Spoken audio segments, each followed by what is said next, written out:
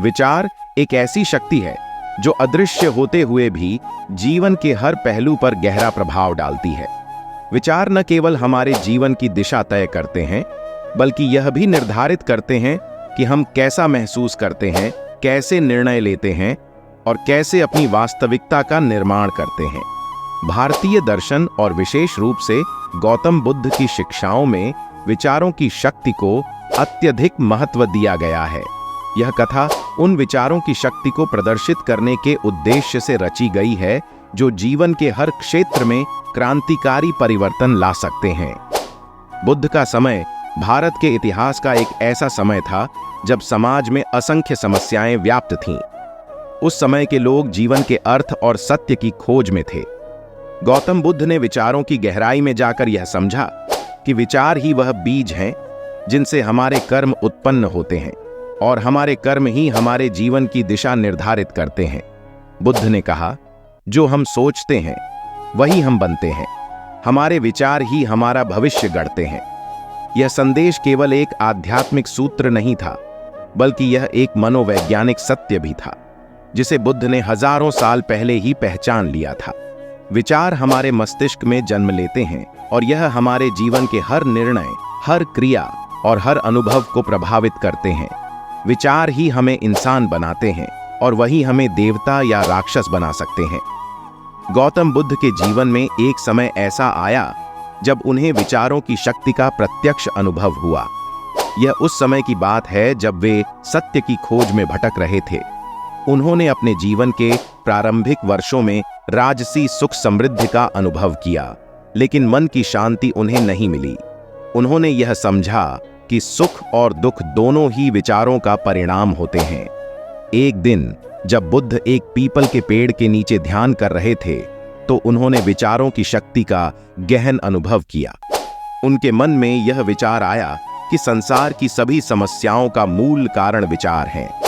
अच्छे विचार हमें आनंद और शांति की ओर ले जाते हैं, जबकि बुरे विचार हमें दुख और अशांति की ओर धकेल देते हैं। गौतम बुद्ध की शिक्षाओं में क्रोध और द्वेष को नियंत्रित करने पर बहुत जोर दिया गया है। उन्होंने कहा, क्रोध को क्रोध से नहीं जीता जा सकता, केवल प्रेम ही उसे जीत सकता है। ये विचारों की शक्ति का एक और उदाहरण है। बुद्ध ने यह सिखाया कि यदि हम अपने विचारों पर नियंत्रण पा लें, तो हम अपने जीवन को सुखमय बना सकते हैं। एक दिन की बात है, बुद्ध के पास एक व्यक्ति आया जो उनसे बहुत नाराज था। वह व्यक्ति बुद्ध को भला बुरा कहने लगा। बुद्ध शांत बैठे रहे और कुछ नहीं बोले। जब वह व्यक्ति थक गया तो बुद्ध ने कहा, भाई, यदि कोई तुम्हें एक उपहार देना चाहे और तुम उसे न लो, तो वह उपहार किसके पास रहेगा? व्यक्ति ने कहा, वह उपहार देने वाले के पास ही रहेगा। तब बुद्ध ने मुस्कुराते हुए कहा, तुम्हारे क्रोध और द्वेष का उपहार भी मैंने स्वीकार नहीं किया, वह तुम्हारे पास ही रहेगा। इस कथा का मर्म यह है कि हमारे विचार ही हमारे जीवन को नियंत्रित करते हैं। यदि हम अपने विचारों को शुद्ध और सकारात्मक रखें, तो हम जीवन में किसी भी परिस्थिति का सामना शांति और धैर्य से कर सकते हैं। गौतम बुद्ध ने अपने शिष्यों को विचारों के महत्व को समझाया और उन्हें सिखाया कि किस प्रकार सकारात्मक और शुद्ध विचारों से मन की शांति प्राप्त की जा सकती है। उन्होंने कहा, विचार एक बीज के समान है।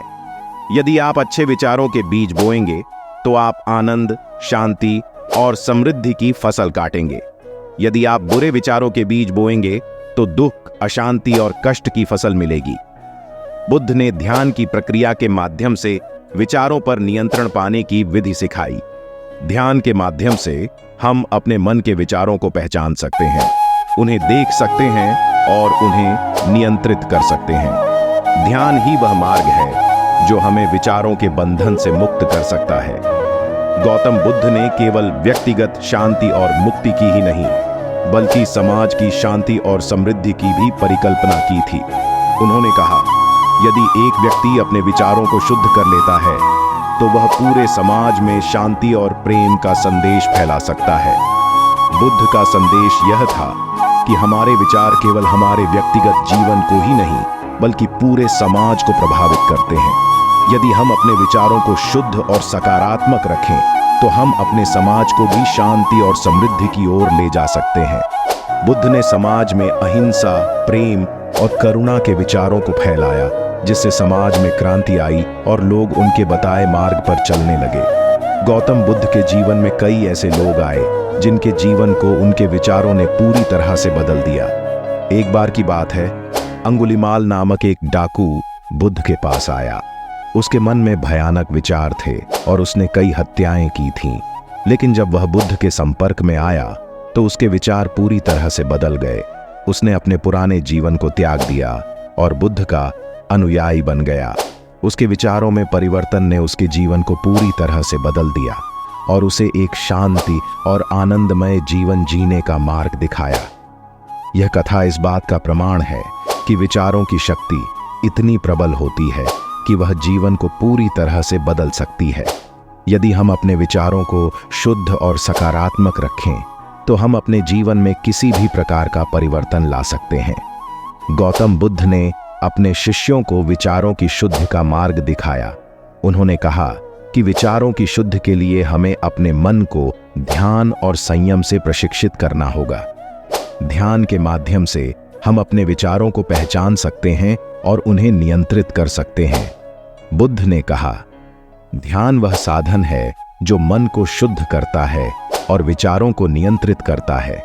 जब मन शुद्ध होता है तो विचार भी शुद्ध हो जाते हैं